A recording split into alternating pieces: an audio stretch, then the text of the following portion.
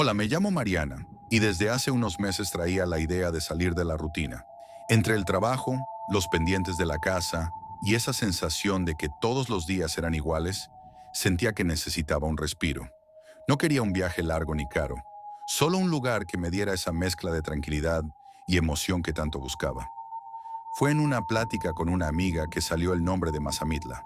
Ella me dijo: es un pueblo mágico, está en la sierra, hay cabañas, bosque, caminatas, y también dicen que la gente cuenta historias de brujas. Eso último me llamó la atención más de lo que pensé. No es que yo sea una persona supersticiosa, pero siempre me ha gustado escuchar relatos así, y más si hay un bosque de por medio. Empecé a buscar información en internet, videos en YouTube, recomendaciones en foros. Lo que más aparecía eran fotos de cabañas de madera, chimeneas, caminos rodeados de árboles altos y neblina. Eso me convenció. No quería hoteles ni centros turísticos llenos de gente. Quería ese tipo de ambiente, estar en una cabaña, encender una fogata y escuchar los sonidos del bosque en la noche. Antes de reservar tuve que organizar algunas cosas. Dejé todo listo en el trabajo para que no me estuvieran llamando. Hice listas de lo que iba a empacar: ropa cómoda, chamarra gruesa porque vi que en las noches bajaba mucho la temperatura, botas para caminar en la montaña, una linterna y hasta llevé un cuaderno donde suelo anotar cosas cuando viajo. No es un diario, más bien lo uso para registrar lo que veo o siento, como si fueran notas sueltas. El viaje lo planeé para un fin de semana largo. Salí desde Guadalajara temprano en la mañana. El camino hacia Mazamitla no es tan largo, son unas 3 horas en coche, pero lo que me gustó es cómo va cambiando el paisaje poco a poco.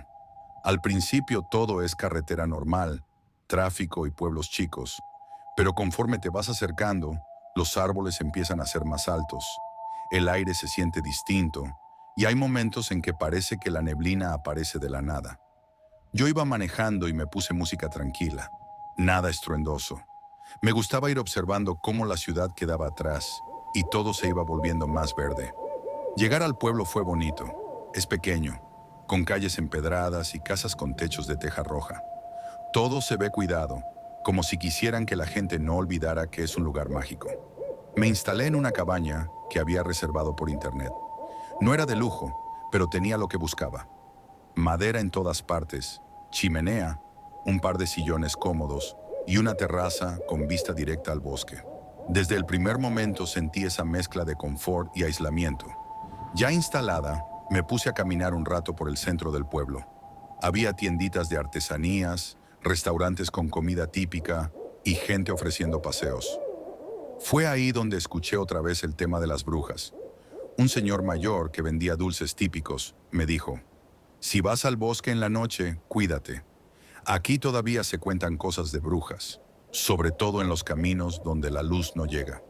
Me lo dijo con una seriedad que no parecía broma, y aunque seguramente también era parte del folclore del lugar, me dejó pensando. Compré leña, encendí la chimenea, me preparé un café y me senté a leer un poco. Afuera empezaba a oscurecer temprano, y la vista del bosque se iba convirtiendo en una mancha negra que se movía con el viento. Lo curioso fue que, en vez de sentir miedo, me dio una sensación de paz. Escuchar los crujidos de la madera, el sonido lejano de grillos y el aire frío entrando por la ventana, era justo lo que necesitaba. Al día siguiente, me apunté a un recorrido hacia el bosque con un pequeño grupo de turistas. El guía era un joven de la zona, muy entusiasta, que nos fue contando datos sobre los árboles, los animales y también, inevitablemente, algunas historias locales. En un punto nos detuvimos junto a un claro y dijo que, según los ancianos del pueblo, ahí solían reunirse brujas para hacer rituales. Todos nos reímos un poco, pero él lo contó como si fuera parte normal de la historia del lugar. Lo que sí me impresionó fue la sensación de caminar entre esos árboles tan altos. El bosque tiene un silencio distinto, como si absorbiera los sonidos. A veces solo se escuchaban nuestros pasos sobre la tierra húmeda y el murmullo del viento. Me imaginaba cómo debía sentirse estar ahí sola, de noche, sin linterna. Y sí, en ese momento entendí por qué las historias de brujas tenían tanta fuerza. Esa noche regresé cansada pero con ganas de salir un rato. Me acerqué al centro, comí en un restaurante sencillo y platiqué un poco con unos jóvenes que trabajaban ahí.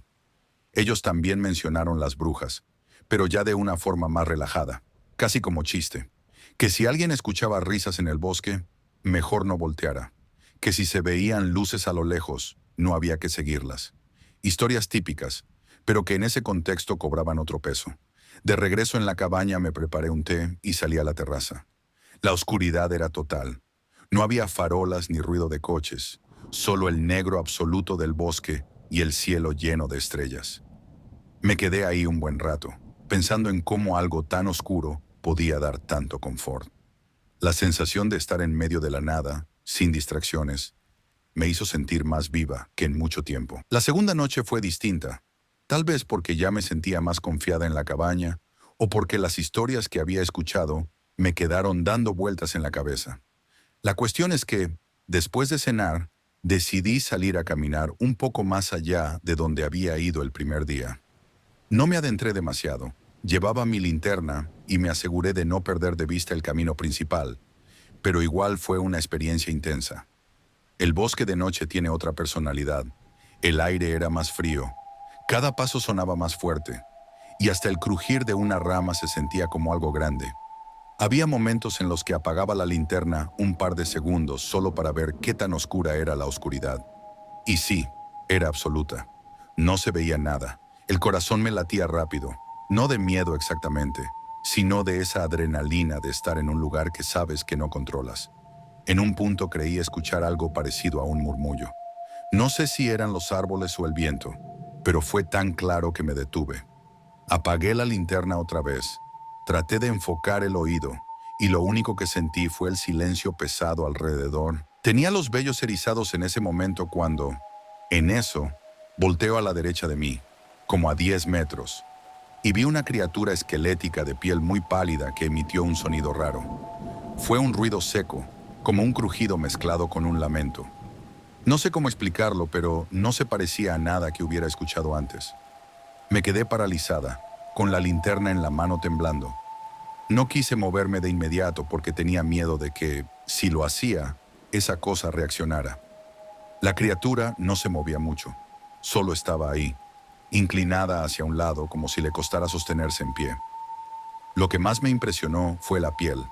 Parecía tan delgada que dejaba ver los huesos debajo, como si hubiera estado seca por años. No podía distinguirle bien los ojos, pero juraría que me miraba fijo. El sonido volvió a salir de su garganta, esta vez más fuerte, y en ese instante me entró el pánico.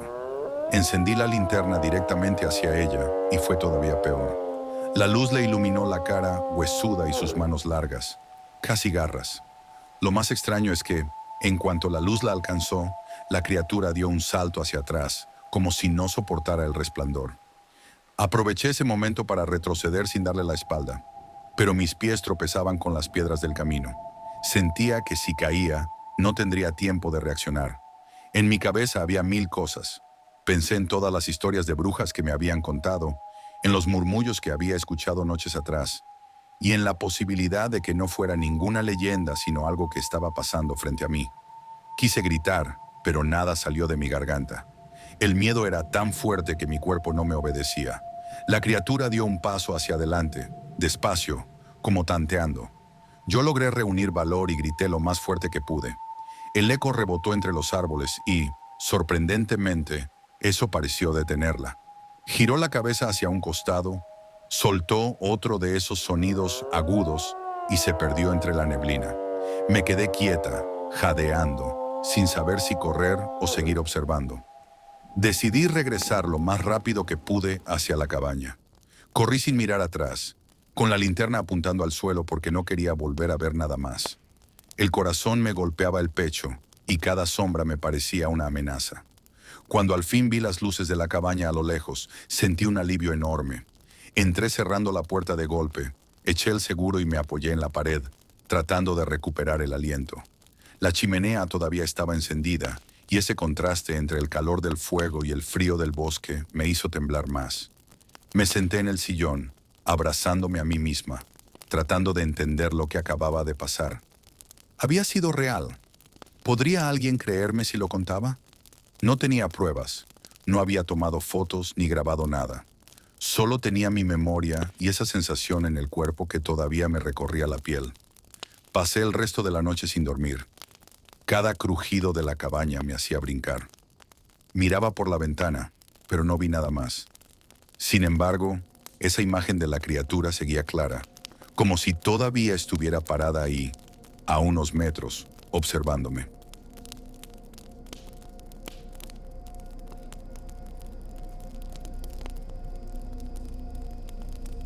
Yo siempre había escuchado que Mazamitla tenía un aire misterioso. Amigos y conocidos me habían contado historias sobre brujas, sombras que se aparecen en el bosque o ruidos extraños en las cabañas. La verdad, nunca les di mucha importancia. Pensaba que eran cosas que se inventa la gente para darle sabor a sus viajes. Pero lo que vivía allá, en una cabaña que renté para pasar unos días tranquilo, me cambió esa forma de pensar. Llegué por la tarde, con ese clima fresco y el olor a pino que envuelve todo el pueblo.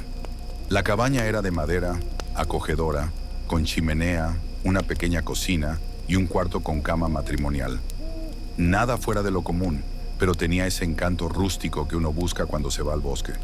Lo único que noté desde que llegué fue que el silencio era raro, como demasiado profundo. No era el silencio habitual del campo, sino uno que hacía que hasta el más mínimo sonido se escuchara amplificado. Encendí la chimenea, preparé un café y me puse a leer un rato. Conforme la noche avanzaba, la cabaña se fue enfriando y ese silencio comenzó a pesar más. A eso de la medianoche, escuché el primer ruido extraño. Fue un golpe seco en la cocina, como si se hubiera caído una olla o un plato. Pensé que tal vez no había acomodado bien las cosas cuando llegué, así que me levanté a revisar. Cuando entré, todo estaba en orden. Ni un vaso fuera de lugar. Revisé incluso dentro del refrigerador y en las alacenas, pero no encontré nada que justificara ese golpe. Lo dejé pasar, convencido de que quizá la madera de la cabaña estaba crujiendo por el cambio de temperatura. Me regresé al cuarto, y ahí fue cuando noté algo que me heló la sangre. La puerta de la recámara estaba completamente abierta, cuando yo la había dejado cerrada. No solo eso, la manija todavía se movía, como si alguien la acabara de empujar. Sentí un escalofrío recorrerme entero, pero traté de calmarme pensando que quizá yo mismo la había dejado mal cerrada y con el viento se abrió. Encendí todas las luces, revisé cada rincón de la cabaña y no encontré nada raro. Me repetía una y otra vez que estaba solo, que todo tenía una explicación, pero mientras más lo intentaba, más nervioso me ponía. Regresé a la cama y me tapé hasta el pecho, dejando la televisión encendida para sentir compañía. No pasó mucho tiempo antes de que escuchara claramente pasos en el pasillo. Esta vez no eran crujidos ni ruidos lejanos. Eran pasos firmes, lentos, que resonaban en el piso de madera. Se detenían justo afuera de la recámara. Mi respiración se aceleró y la televisión parecía sonar más bajo, como si la atención de mi oído se concentrara solo en ese ruido. Me levanté con el corazón en la garganta y abrí la puerta de golpe. El pasillo estaba vacío. Silencio absoluto. Miré hacia la sala y la cocina. Nada. Revisé la entrada, las ventanas. Todo seguía cerrado con seguro.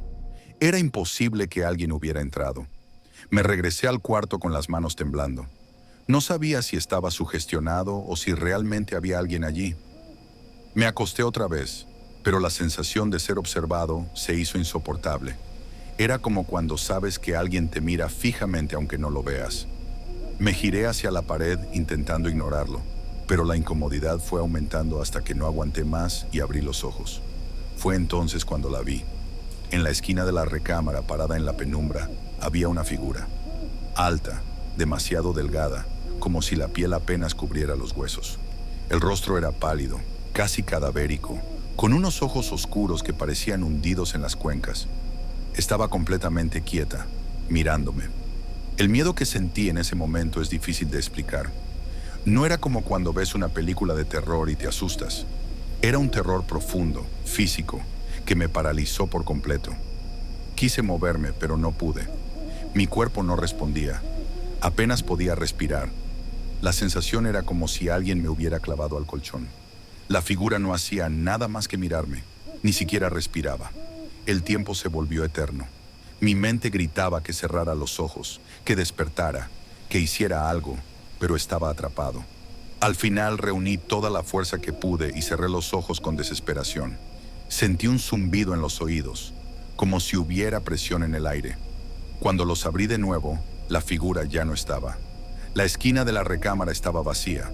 La chimenea, que había dejado encendida, se había apagado por completo, como si alguien hubiera soplado sobre las brasas. El silencio era todavía más pesado, al punto de que podía escuchar los latidos de mi corazón. No dormí nada el resto de la noche. Me quedé sentado en la cama con la televisión de fondo, esperando que amaneciera. Cada sombra me parecía sospechosa.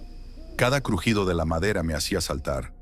Cuando al fin salió el sol, me armé de valor para revisar otra vez toda la cabaña. Y lo único que encontré fue que la puerta de la recámara estaba abierta de par en par.